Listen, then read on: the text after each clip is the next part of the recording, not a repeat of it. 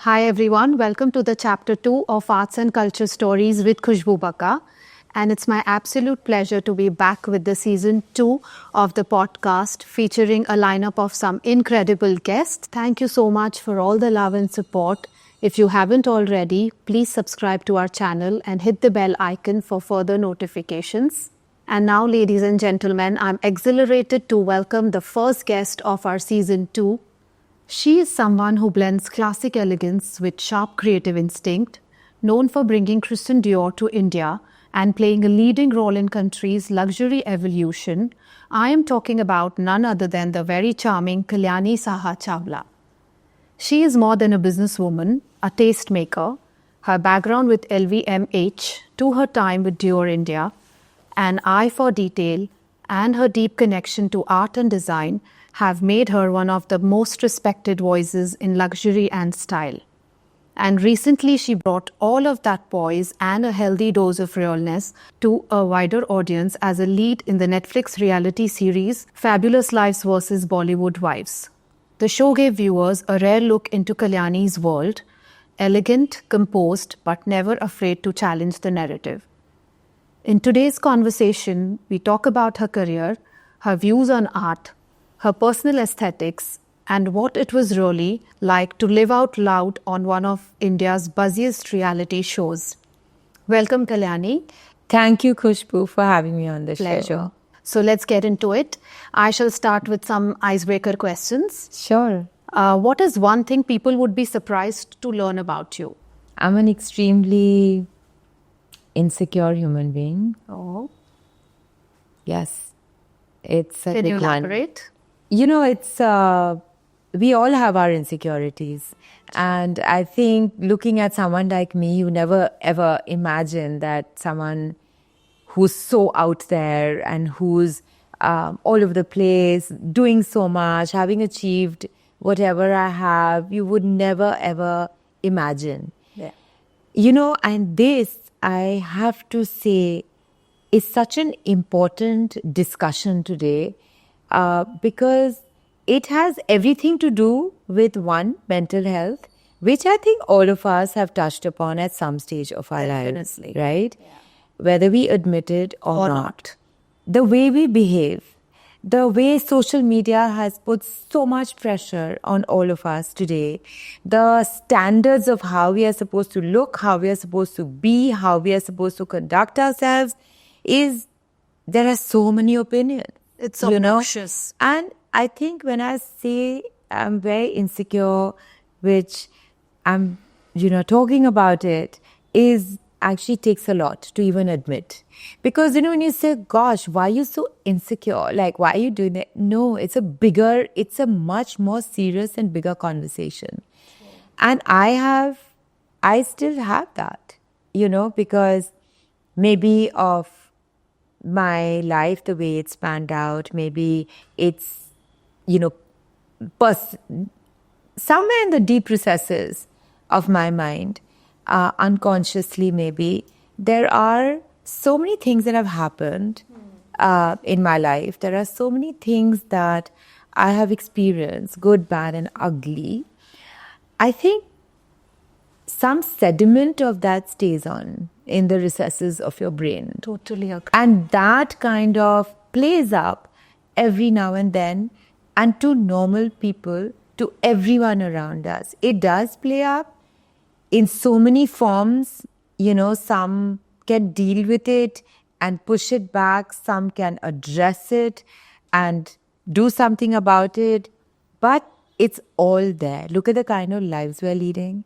Look at the pressures. Look at the lifestyle. Look at the, the expectations, the disappointments that come with it, the deliverables of being a friend, being a mother, being a spouse, being a daughter-in-law, being a daughter, it's the pressure of everything that is expected of us. And So true. I think end of the day, there's sometimes you fail and you fail miserably. But I think maybe that's how I would say today, admittedly, that I suffer from a lot of insecurities. No, I think I totally resonate with it because, of course, your experiences, they leave those traces and then, Yes. I mean, it makes you what you are, and definitely being insecure is part of it. That's so real, that's so human. And I'm so happy that you mentioned that and you brought it up. So it's something really good. Tell us about your go-to morning ritual that sets the tone of your day. You know, I actually do yoga 3 times a week. Those are the days I feel my best because yoga is, I do yoga from 7:30 to 8:30, and yoga is just, it's truly mind, body and soul. And I just feel we really need it. The breathing which you're forced to do at that particular time period, for that 1 hour, the way I'm breathing, I feel like King Kong when I'm finished. And we forget to breathe. So This is my me time. And also when I play sports, so I play squash. So I don't think of anything else but getting that ball to hit the wall. So these are my time. And in the morning, I think doing yoga for me is so important because I forget to breathe the rest of the day. Most of the time, I'm so anxious. Yeah. I'm working 6 days a week. I have a very hectic life, and there's a lot of work pressure on me. True. A lot, because I'm like this one-woman army. You do a lot of things, I'm doing yeah. everything, and I'm doing multiple things. It's not just I'm running a business, which is Reson Silverware, where we are sitting, but it's not just this, and this is not a hobby. This is where my bread and butter comes from. So the pressure of this is immense. It's immense. So my anxiety levels is very high, very, very high. So this particular, reason to breathe properly, consciously and properly. We breathing, that's how we are living, but we don't breathe properly. It's just the practice, and I think that is for me the most important. And even though I do it 3 times a week, but I wake up in the morning and I still, do my breathing exercises for 5 minutes maybe, but I do it, before I do anything else. And that charges you up for the day. It's so important. Yeah. And what time do you get up in the morning? Around 7:38. If I'm not doing yoga, a little later, but if I'm doing yoga at 7, yeah. Yeah. And do you follow intermittent or something like that? I go to a nutritionist, and I lost a lot of weight because I was doing the show. I lost 8 kilos. Yes. Within a period of, I think, 9 months. It was mentioned in the show. Yes. I wasn't doing nothing else. But then big in the mouth. Yeah. And I exercised. I did yoga regularly. I worked out. I did, weight training, and I really worked at it. And I think it paid off, which I was super happy about. And somehow, you never want to put that weight back on. So I've just come back from a holiday for 3 weeks and with my daughter, and we had such a great time. And obviously I was eating, drinking, morning and night. So you come back and you just have to shed that weight, because at my age, to lose that 1 kilo It's tough. Yeah. It's a task. It's a task. So I have to be disciplined. I have to be super disciplined. We all have to be. Yeah. And especially after 40 years. Yes. After crossing 40. Yes. we And all I'm over 50. So, Wow. Yes. Wow. Yes. Okay. So you're doing fabulous for being 50. I'm fabulous. Yeah. That you are. That you are. If you could have dinner with any artist or designer, past or present, who would it be and why? I think John Galliano, for sure. Okay. I was very, very fortunate to have gotten to meet him very regularly when I joined Dior, because he was a creative director at Dior when I joined. And I interacted with him because of the nature of my job. So fortunate that I can actually say, well, I knew him. I know him. Oh, yes, but we never had that kind of time together, obviously. I would love to sit. And now, from that time to now, especially this period that we have both been through. But he's such a gentle soul. He's so wonderful and a creative genius. For me, John Galliano, he's just top of the whole list of amazing, marvelous designers. I mean, many, of course, who I deeply admire and appreciate for their creativity. But John is different, you know. He's truly he's God gifted, I think. He's got a talent which is absolutely unique. And yeah, John Galliano, for sure. What's a piece of art or design in your home that brings you joy every day? All my art. I've inherited most of it, all the Bengal art that I have. Your mother was a collector, or your father, or your So my parents have collected over the years. Describe your aesthetic in 3 words. Aesthetics, it's a very generic term, but I think because with fashion, I am very adventurous, but also very conscious of what suits me and what doesn't. And I have a 25-year-old daughter now, so I don't try and dress young because I find that a little silly, age appropriate. You think Yes. on those lines? I think so. And everyone says, oh, but you look so young. As I might look young, but I'm not. And also, you can't. But so what? If you're young at heart, why not? No, I'm very adventurous with my way of dressing. But I used to tell my daughter when she was a teenager, I said, you always have to be elegant, and sophisticated. And these are things that either you have it or you don't. Yeah. I really believe in that. Yeah, it comes naturally. Yes. I think you can't acquire it. Yes. No, I don't think so. Yes. Yeah. So everything, my environment, I mean, we're sitting in a store, my Reson store, but you see art everywhere. Yeah. You see little knickknacks Yeah. which are a lot of my books are here. So this is me, So everything I do, I surround myself with my aesthetics. Sure. So whether it's my store, obviously my home, the way I dress, it's very personal. And I think It's your expression. it's my expression. Absolutely. My collection is everything. This is all it has to resonate with who I am. You can't just put me in an outfit, for example, because it looks good. But if it's not me, I can't carry it forward, and I just can't. So I think I feel very strongly about what belongs to me and what doesn't, and who I am and how it resonates with my personality.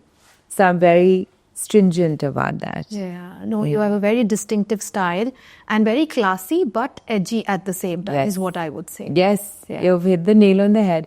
Because I think I try and be adventurous, because fashion is something which is meant to be fun, and boring is one thing I'm not. So I experiment a lot with. And it's fun to watch you, like, yeah. Thank you. Thank you. When we see you on Instagram or, like whatever show you did, the Bollywood vibes and all of that, I mean, you're fun to watch. Thank you. I'm very entertaining, I've been told. Okay. Do you like to collect anything quirky or unexpected? All the time. All the time? All Or is the it like the big names and, established artists or... No. I don't.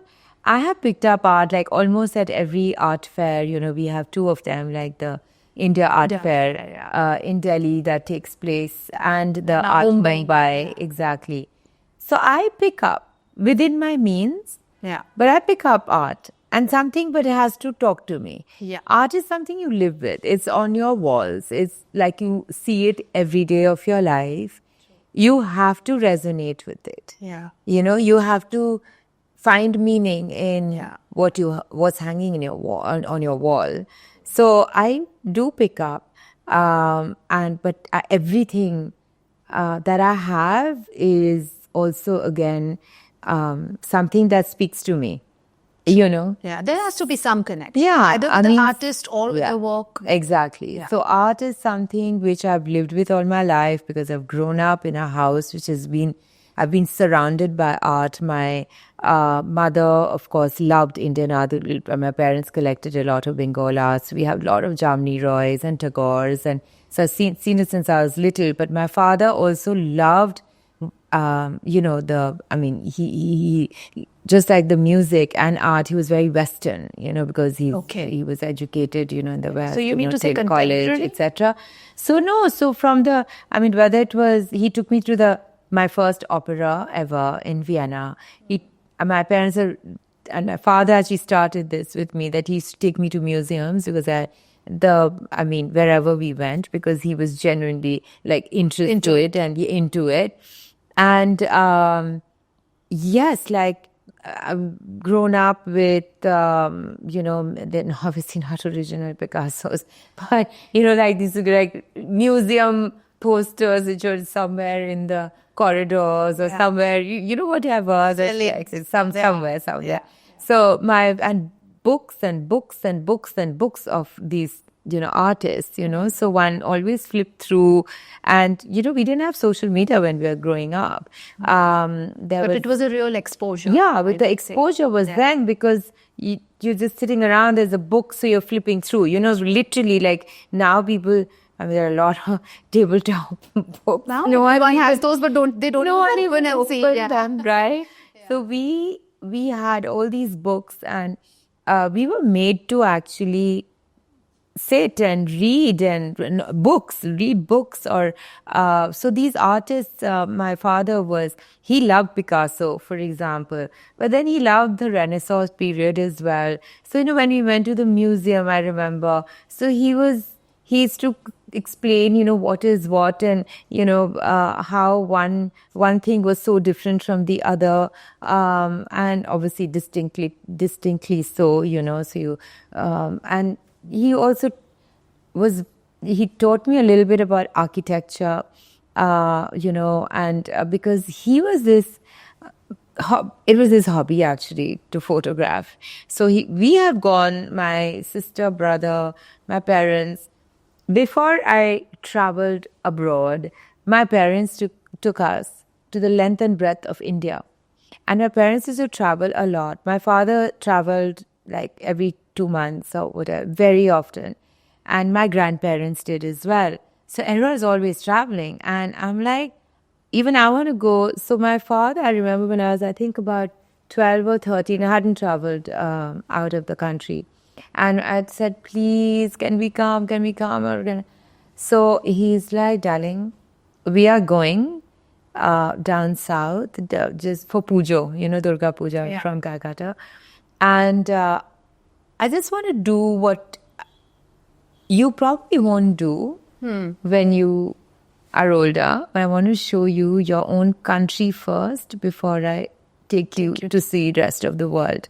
My parents took me to the Taj Mahal when it was full moon. The Taj was glistening like a light bulb. They used to let you in at night at that time. Now they don't allow it. I've gone down the staircase to the actual tomb of Shah Jahan and Mumtaz. Yeah, the basement. The base, And I will never be able to do this with my daughter. My daughter, Tahira, saw Disneyland all the way in the United States of America before she even saw Taj Mahal. I think I was same, but then now I love only seeing India. Now I want to explore India. Because we've seen everything, but we've not seen India. The largest monolith in the world, carved every millimeter, is in Madurai. We have one of the wonders of the world, obviously, Taj Mahal. We have the best temples, ski resorts, the temples down south. Kashmir. Yeah, it's breathtaking. Breathtaking. Yeah. Look at the tulip fields in Srinagar. You don't need to go to Amsterdam to see that. So, this country has so much to offer. So much. The best beaches, the best the safari, everything. Yeah. From Rishikesh to temples down south. No, we are so fortunate to have what we do. So my parents did that, and my father did take me for my first trip when I did go abroad. When I was, I think, 16. Yeah. And I was walking down hand in hand with my father down the Seine, the river in Paris. And I said, "Oh my God, I want to die here." And he was very upset at that time. I was like, "What are you saying?" Yeah. I'm like, "No, I don't want to die now." But this is the place. This is the place. Yeah. And it was surreal because when I was exporting fashion accessories, one of the first places I went to was Paris to sell, and I did. I had a very good agent there at that time and I was supplying to a lot of stores in Europe actually, but Paris is where I went back. And then Dior. I mean, who would have thought, that I would be with a house like that? And my God, went to Paris like 4 or 5 times a year. Tell us what you're watching on OTT currently. I have watched some really cool stuff on TVs recently. So 2 shows that I got completely addicted to when I was watching with mastics in my eyes. 3 actually. One was The White Lotus, which everyone is talking about. Obsessed about. Too. Love what White Lotus is all about. It just, for me, it's very relatable. Yeah. Weirdly enough, because I think I know most of those people. It's so weird, and I think I'm one of them as well. Really? Okay. I'll leave it up to you to guess which one. But no, I think it just it is a phenomenon because of just the creative genius. Yeah, you feel like you're traveling with this show. Yeah. You're already part of that show. My Quiet is absolutely brilliant. Yeah. And then I watched Another Simple Favor. Yes. Which has caused, that didn't cause Blake Lively controversies, but she's in the thick of it. And I'm a huge Blake Lively fan. Same. Huge. Yeah. And so that was really, it wasn't as nice as the first one. I preferred the first one. But I watched it for her fashion. She's just fantastic. And on Netflix, there is this amazing show called Chaos, and it is chaos. Absolutely. Okay. It's about Greek mythology, actually, if you are even remotely familiar, or you don't need to be, actually can Google everything now. Yeah. But that is the most crazy show I've ever seen, and I couldn't stop watching it, and I finished the entire 8 episodes in 2 days, and I was watching it like 2:30, and I'm like, I can't watch another episode. Like, I had to put it off. But honestly, I was like running home to just watch Chaos. To be it was one of just to It was one of those. I really enjoyed that. No. Yeah, it's on Netflix. Yeah. Okay, so it's a modern show or it's a classic? It's got Jeff Goldberg. No. It's very recent, and it's on Greek mythology. So you have to watch it. I'm not going to be a spoiler. Yeah. I know about Cleopatra and her relation with Greek mythology. Yeah. And then, of course, the few Greek gods. And then... No, this is about the Greek gods. Okay. About the Greek gods, yeah. Oh. Yeah, Zeus and his family and what happens. And, watch it because it's very different and it's very cool. Yeah. So, Kalyani, you've had a remarkable career trajectory. And you've built an impressive repertoire in the world of fashion and luxury. What sparked your love for fashion and design and luxury, of course? I think our childhood is possibly the foundation of who we become later. Yeah. Foundation of everything that we are. It all stems from our childhood. And ever since I was little, my grandmother, my paternal grandmother, my dadi, she was a huge fashionista. Now, she never wore anything but a sari, but there were weavers who used to come to our house from all over the country, to show her special weaves. Like her middle name was Rani, Reba Rani Saha. She took that Rani very seriously. And she was fabulous. She was just fantastic. She just, I was her sunshine. I was her moonlight. I was her biggest star in her life. Like, I could get away with murder with her. I was the first grandchild, and she just loved me so much. She would do anything for me. And so I started, like, I think, again, either you had something within you. Within you, yeah. My first string bikini, which I never got to see after went into my mother's cupboard, never to be found again. But she was in Italy and she thought the guy was very cute, the salesperson. And she said, I didn't tell them it was for my granddaughter. I said, it was for my daughter. I'm like, okay. Yeah. She was so cute and huge fashionista, always had a tailor in the house. So I used to ask her to buy me these fashion magazines. So our early evenings after she woke up from her siesta, used to have tea, and that was when we used to pour over all these magazines and say, let's make this, because nothing was really available, in India. There was no retail store you could go to and buy a dress or whatever. So our Taylor G. Taylor G used to make it, and he was a damn good tailor, I have to say, now that I think back on it. To the T, so you used to go buy the fabric in an AC market where there was foreign fabric available. It was hysterical. And so you say, don't need to buy, only the best. And then you buy the fabric, and Master Ji used to sit and make it. Without any patterns, he was a genius, by the way. Like, I know how he did what he did from magazines, from Vogues and Elle's and whatever else. Yeah. Do you consider fashion a form of art or storytelling? What does it express for you personally? I think fashion is very, very personal. And I think this is what is going wrong today, because everyone's trying to be something they are not, because it's trendy. Following the trend. Following the trend. And, that doesn't work. Yeah. Sometimes works, most times maybe, but it doesn't. I think you have to, that's why, you have to follow maybe a lover of a certain brand. Why? Because it resonates with you, with your personality, your body type, it's just a mix of so many things. Yeah.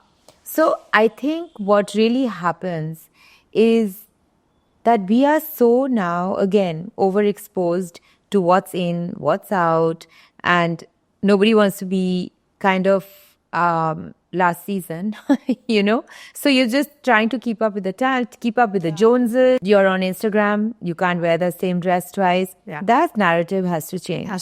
Because I think what is happening now also, and I'm glad these stylists are bringing in the vintage story, for example. I mean, Sonam Kapoor just did this whole Vogue cover, and in fact, they borrowed one of my archival Dior gowns, which she wore for the shoot. Wow. Yeah. Okay. But, the whole, what Ria's doing, even at Cannes with Janvi, she did that. So these beautiful vintage clothes, because it's been worn by somebody. What's the shame in going and buying something so stunning, so beautiful? Wouldn't you like to have that, like vintage? Shops, they've become so popular now. Like my daughter, if she has to buy something, she only goes to vintage stores. And the sustainability and all has just become a hashtag now. Who's really practicing it? Because still want the latest bag, the latest shoes, the latest outfit. Innumerable items every day, from top to bottom, from accessories to, everything. And then they're saying this is sustainable. I mean, it's really funny and it's a pity, because they don't understand. I mean, why can't we restyle? Why can't we wear our old stuff? Why can't we, that's what style is all about. I wore this Alaya dress for the IFA Awards, and I worn that dress because it's so formal and it's stunning. Now, it's a beautiful dress. Yeah. It's a formal dress. So there are very few occasions that you get to wear that kind of formal dress, and it's stunning. So for IFA, and I I was looking at my pictures and I worn that dress so many times to red carpet events. Wow.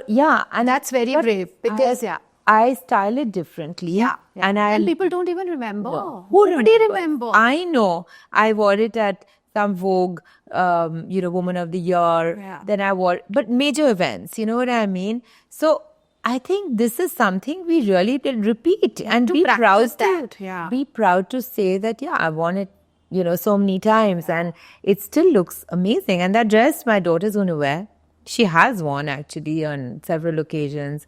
And it's just these are practices that we need to practice and not just talk about it. Yeah. And that's sustainability, not wearing a sustainable brand. Yeah, exactly. Yeah, exactly. Totally. You are also into interior styling. Tell us, what role does intuition play when curating art or interiors? Also, has Indian contemporary art influenced your personal style? I love interiors. I know that. And I love your interior styling because you had a page. I don't know if you're like I did active on it. Not active at all. And I has to really take out even inspiration, like other people's work. Yet I has to explain what the aesthetics of that make it special. Yeah. I know I should reactivate myself. I love interior styling. Yeah. Like I did my house on my own. I have lovely corners, And then of course there is so many inspiration, like you said. So there's a lot of inspiration, but it's nice to take them out and put it somewhere and explain why and what could work, and then something will resonate with somebody. Exactly. Yeah. And something which resonate with your family members also, that also have to take care of. So Right. So try making it active is my request. Yes. I love your work and I think you should be Thank you. So interiors is something, again, so personal, right? And when I actually started Reson and I had this store, so now people come here sometimes to pick up whether it's maybe a centerpiece, for the table, for example, saying, we're looking for maybe nice candle stands for the table, something long, and so which I have plenty of. And then they see my table and they say, oh, this looks so nice with the centerpiece, because this is a tiny table, obviously, in my store. But they have, especially in Delhi where you have space, they're like 20-seaters, 24-seaters, or even a 12-seater. It doesn't. So they're like, oh, the table is really so long and just two candles. So I said, okay, why don't you consider this? Why don't you consider that? I said, let's do a story. So tell me, is there a console? He's saying, I'm nothing for the console. It was all new homes or, renovated or whatever. And then they send me pictures, or I've gone to people's homes and I've done that. There has to be a story to a room, maybe. True. So this is how I've gotten into it. Then I've customized pieces according to what they have. Change the color of the stones, because we have, say that's a lapis and this is a turquoise. But, it may not go with your interest. Maybe jade will. So I change the stone colors, which is anyway what I do for my business. So then I go and I put things together for them. So I also work with some interior companies, like the very big interior designers. No one has a bandwidth after the house is ready to put in the accessories, which is one of the most important elements of making a house into a home. No. A house into a home. This is where Reson comes in. Whether it's a lamp, whether it's a little vase, whether it's a rug or books, but what books? You can't just, if I have a lot of Dior books in my house, so there's a history. Because you've worked with Dior. There is a history, but these big fat books that people have, which they haven't even opened, I just find it quite funny. But the thing is that you have to see the art that you have. Hanging art, you can have some really good art, but it hung badly, because I also have an experience with the Rana Gallery and I'm into art. So going to so many friends' homes and I'm like, you have these beautiful pieces, but how have you hung them so badly? And why is that imported piece of work completely non-visible? Bring it up front. So, I I've constantly done this also with people. Some people listen to me, some don't, but that's fine. But then there are friends of mine who come and say, please, can you come and help just put things together, because style it a little better, because we feel it needs it. So I'm happy to do that. But professionally, I have done a couple of people's homes and it's been a lot of fun. But also I like it when clients trust me. But even if, I mean, you always have to take their kind of opinion and approvers, obviously. But I feel that nobody has a budget. End of the day, they have spent millions on making and building this little mini palace, and then it just looks like a 7-star hotel. So this will never look like a home unless you accessorize it. Lighting is so important. You need to have table lamps. You know, fresh flowers are so important, you know, and you need to have beautiful vases, not what comes from the florist, you know, those horrible glass vases. I mean, you know, so I think it takes a little bit of understanding in the beginning to put that little budget away for the finishing of your house into a home. And saying, oh my God, it's so expensive. I'm like, you've got flooring from Argentina, that wood. You've got all your furniture from Italy. I mean, you don't want to spend on a good piece of art, and I've never understood this.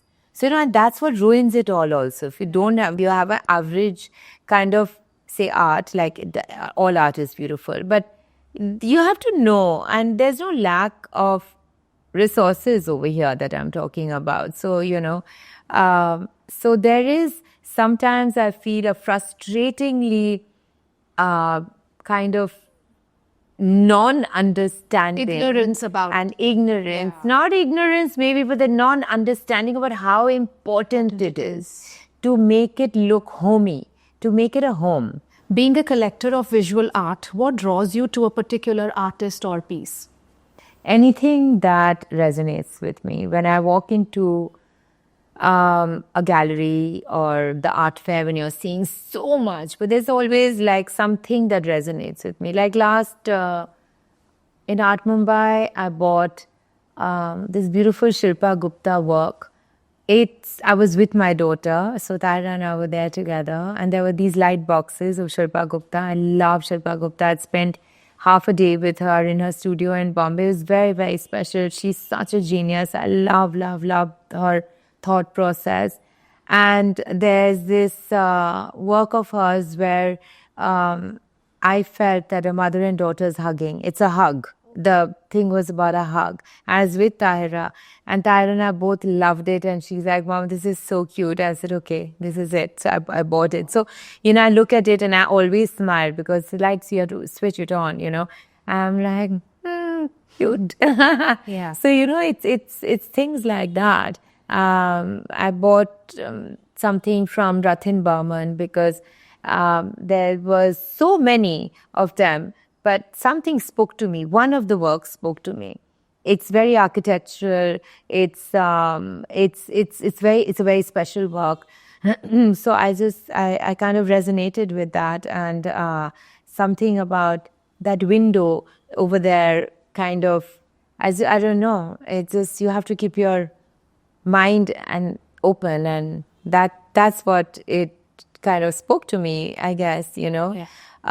So things like this, you know, like I picked up works that actually say something to me. And I love Ski Gallery, and there was this particular piece of work where, you know, it's a handshake. So it's a series of photographs of handshake. It's very narrow, and this thing, if you shake my hand, everyone says I have a very particular handshake. And I saw that, I said, oh my God, I have to have that, because this is something that's me, you know, like I immediately, again, identified with that piece of work. So I want to check. Okay, wow, that's very strong.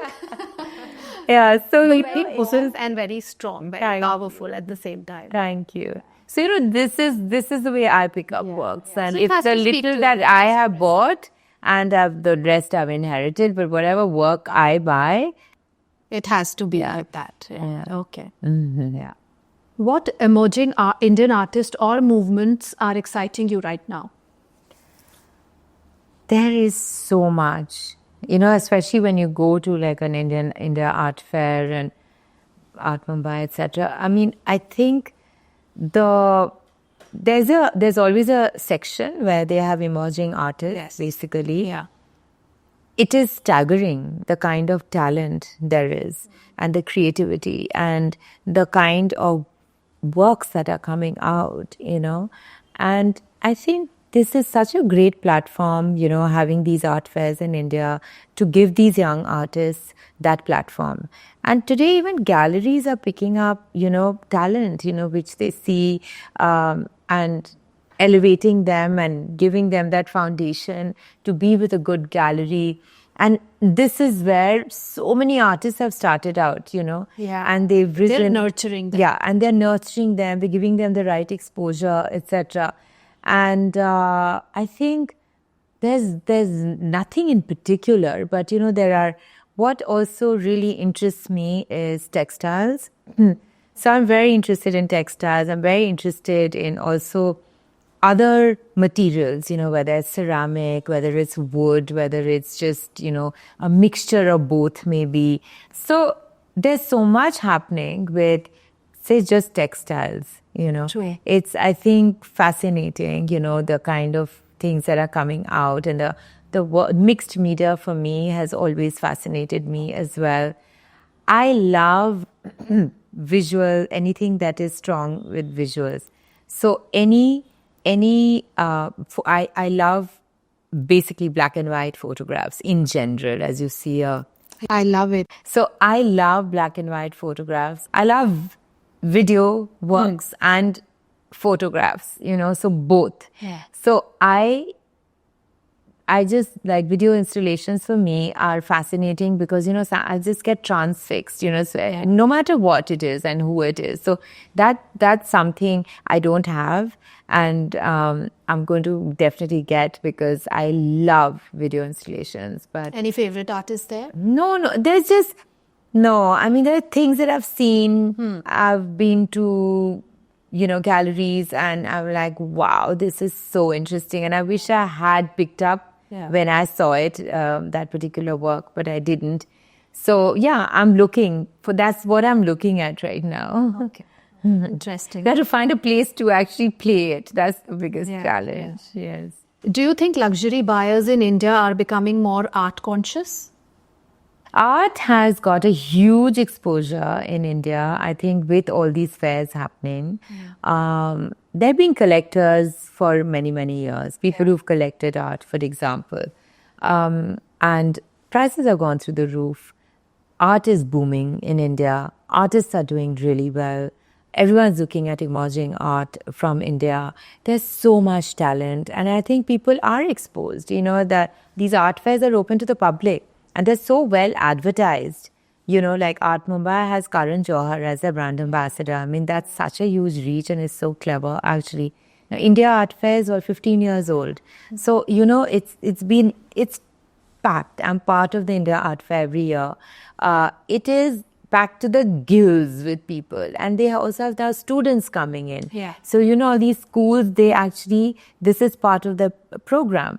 So that when students come in, so they're exposed to that massive array of creativity, from that age. So there's so much happening, but we are not a museum-going audience in India. We don't have many museums today which you can just walk into and there's Kiran Nadar, of course, and there is an NMACC in Bombay, and they have great shows. Kiran Nadar is building, I think it's going to be one of the best in the world, what she's building. But these are of interest for sure. Yeah. But normal museums, how many people go to the Museum of Modern Art, for example, in Delhi, Sure. and we just don't have that in our culture. When you go during the weekend to the National Gallery in London, there's not a place to move. It's bustling with people. Bustling with people. It's also part of the touristic thing that you have to go to these museums. You know what I mean? So, I mean, you go to New York, you have to go to Guggenheim, you must go to the Met, you know, etc. So there's always something so special on. But it's not in our culture, I think, to do that. Like on the weekend, will you take your kids to a gallery or a museum? No, I don't do that. Or It's either the movies or dishes, the restaurants. You know, so all we can think about is eating. So but culture has gone yeah. So I think, but it's happening. It is happening. It's picking up. It's picking up. Young people are now enjoying buying that one piece of art, which may not be the most expensive, but they like it, they love it, and they bought it. So, you know, and I just feel that it's an addiction. Once you start buying art, you save up to buy the next thing. And I think that's the only thing that you want to spend on. You will sacrifice not buying bags, not buying shoes, but whatever. That piece of art that you've seen at the fair. Because, you know, that defines you so much. We entertain at home, we entertain whether you're doing it for yourself or other people. It doesn't matter, but it becomes an addiction, I think. Art is addictive. Totally. Yeah. Okay, now let's talk about Reson. The luxury silverware brand you founded in 2017, where we are sitting today and having this conversation. What is your vision for it?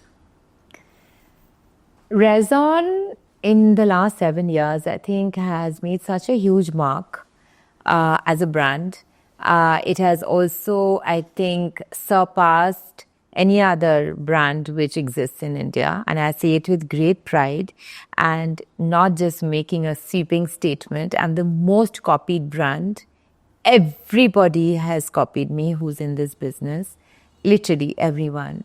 And it's not really flattering because I work really hard. Yeah, and because you were the first one to start it, and then people copying it. Yeah, I wasn't the first one, but I found a gap in the market where there were a lot of gifting. No, I think this finishing I'm seeing for the first time. Obviously, silverware has been there in India. It is very contemporary. Yeah, it's very modern. Finishing, the design, all of it is, I think, something you were the first one to Reson is very unique. I think it's very unique with the kind of repertoire that we have. It's traditional craft, completely handmade, completely made in India. Flat sheet of metal being hammered into, whether it's that bars or this absolute masterpiece of a tea set. It's all made by hand. It's all made in-house. I don't source anything from outside. Only the stones, they come from Jaipur, and they're specially cut by only 3 people who can do this work. So, it's taken, I didn't know anything about silver, and that's another thing, like I jump into things, but knowing somewhere down the line, maybe I can make it a success, and I have made it a success, because this today, Reson is a brand with so much in the market available. People who've been buying for years from XYZ are now, once they come to Reson and start buying from Reson, they can't go anywhere else because no one gives you what I offer. Yeah, this craftsmanship and it's my design aesthetics. First thing that attracts you. Secondly is my impeccable quality. I'm absolutely anal about it, because even if there's a scratch, I notice it before anybody else does. And if I've noticed it, I'm not going to sell it. It's as simple as that. And the third is, I think, the price point.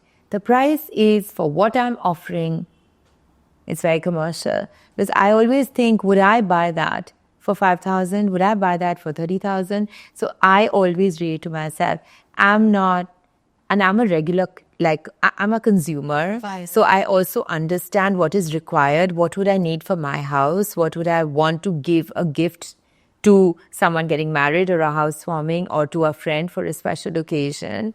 I am doing a lot of weddings now. So, getting into what a trousseau will look like, what you need to keep in the rooms will look like, and I have personal relationships which are built up with the clients where they know, okay, Kalyani is going to look after this, So our daughter's wedding, son's wedding, she's personally involved in this. So they feel very comfortable also. So I'm just sitting there in my packaging room, making sure that even that wrapping is done properly, or the sellotape doesn't show, and is that invisible sellotape, like literally like nitpicking on every little thing, because I notice everything.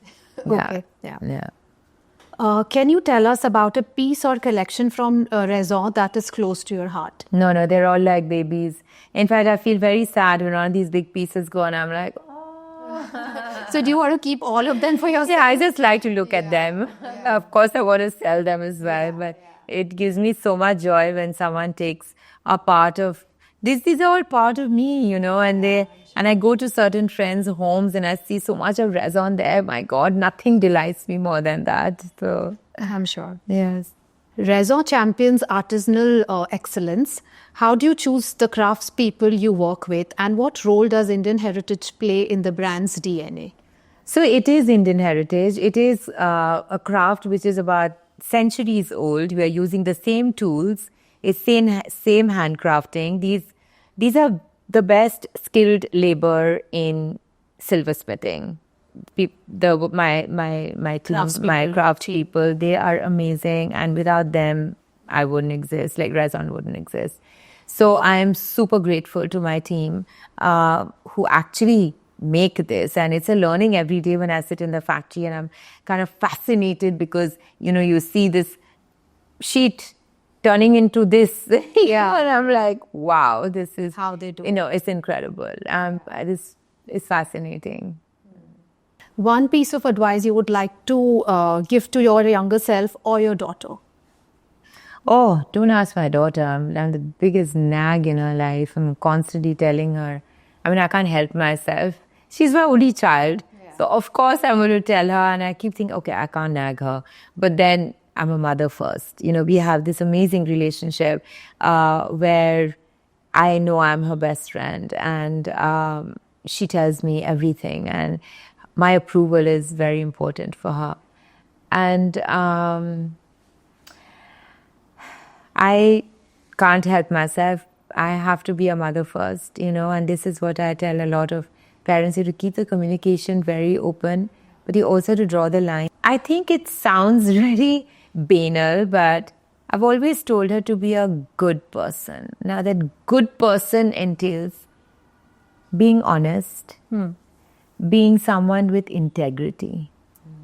So now we should actually talk about the most talked about show of last year on OTT, Netflix, Fabulous Wives versus Bollywood Wives. It was fabulous. It was a life-altering moment for all of us, I think.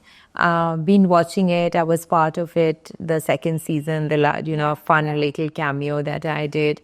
But being actually part of Bollywood now, I was always on the outside because of my dear days. I've dressed all of them. I've done covers with them. I've, kind of shot with them, etc., etc. But I am now in the inside, and things are very different when you're in the inside.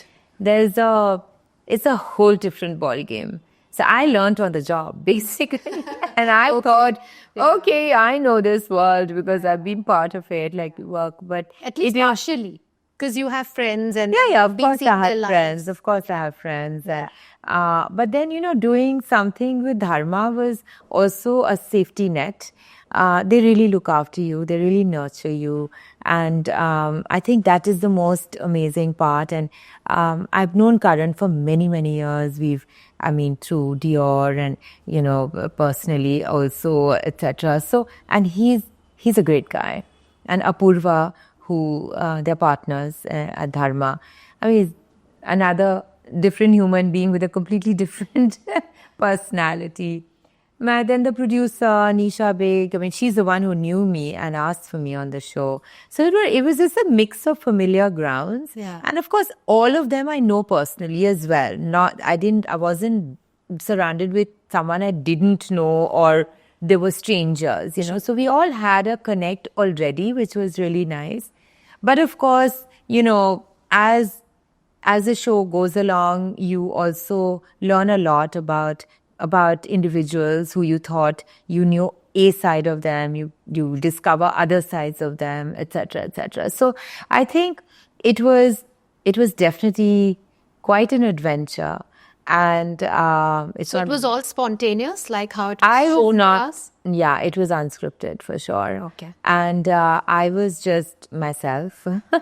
I think authenticity is long term, and I was probably very reticent and quiet compared to my actual personality. Oh, okay. I was, because also, a lot of these girls, they do, whatever work they have professionally, I think they could afford to put it on hold. Let's put it that way, right? They could afford to put it on hold. With me, I could not. So I was working and doing this show, which is mentally very taxing. It's a reality show. So I'm going to say something and I was like, okay, I could have said this better. Why did I say that? And you're constantly, and then after a while, it's just, I could function after like shooting for a day. Even after the day, shoot, also the mind is still working. I couldn't function the next 24 hours. So it became very, I say it's a full-time job. Gosh, these actors have so much respect. How do they do it? How I know. do they do it? Because, and then you're waking up in the morning sometimes very early, getting ready, shooting, because the whole crew's here. Whether it was in Delhi or the Mauritius trip we did, time is of essence. So you have to, whether it rains or haze, which it did while we were there in Mauritius, for example, we had to shoot. We had to get up in the morning, get ready to do the shot. And then, things change because you're doing something outdoors, it's pouring outside, but then and look. So it was all real, out and It out. was, yeah, it was unscripted. Yeah, there must be some outline given to you. Not these, but not really. Okay. Yeah. It was unscripted, completely unscripted. And maybe sometimes it's like, okay, chat with one of your close friends at home. So then you choose who you want to chat with and who's also going to be interesting. And then I had that chat, or my daughter, she was in town. So we had that. Yes, I saw that. Tete-a-tete. It's lovely, actually. Yeah, really lovely. So she almost wanted to kill me. Oh, not me. Okay. Well, she's very shy that way, but she did that scene with me. So these are special. My scene with Tara was very special. And then, you talk and then you just get into conversations. And then, of course, it's in the edit and, they take out the interesting parts and they were chatting. So after a while, I've always been very comfortable in front of the camera because I've given 100 interviews. I've done, been in front of the camera for a long, long time. I was at Dior, I was a spokesperson for Dior in India, whatever, so I was very confident. Confident and very authentic. You were I was authentic. Yeah. That was the best part of it. And I think you were one of my favorite because of that. Thank you. Because, a lot of times people think that, we'll act and people will not understand. Yes. The audience there is very smart. They can pick if you're real or not. Yes. Yeah, I totally. think authenticity. So in the long term, it became, of course, a pop sensation, the whole show. But in the long term, when I meet people now, that's all they talk about, that you were so yourself. People don't even know me and saying that we could relate to you because you were so authentic. Totally. Yeah. The way you dressed up, nothing was over the top. I killed it with a passion. It was edgy, yeah. It was totally edgy, but nothing was over the top. Or, nothing was just to grab attention. Yes. And it was fabulous. You were fabulous. Thank you. Thank you. So is there a new season in pipeline? And if yes, are we going to see the same Delhi girls? No idea. No idea? No comment, as they say in Bollywood. Yeah. Okay. Yes. Or, but fingers crossed, or what do we, are you looking forward to it? Would you be okay doing it? We don't know, actually. Nothing's been announced as yet. So even none of us know. So, yeah. But would you be excited to do it again? Or it is... Yes. It was an amazing experience. And I'm so grateful to have been part of it. So, yeah, but maybe you'll see a different avatar of me. It happens. Okay. Yeah. So with this, we've come to an end of our lovely conversation with this fabulous lady here. Thank you so much, Kalyani, for taking out your precious time for our podcast. Thank you so much, Khusshbu. Pleasure. Such a fun chat. I know, I so resonate with you. You're a fabulous lady. Truly. Thank you. Thank you so much. Thank you all for watching us. If you enjoyed consuming this content, do like and share the video. See you soon. Until then, stay creative.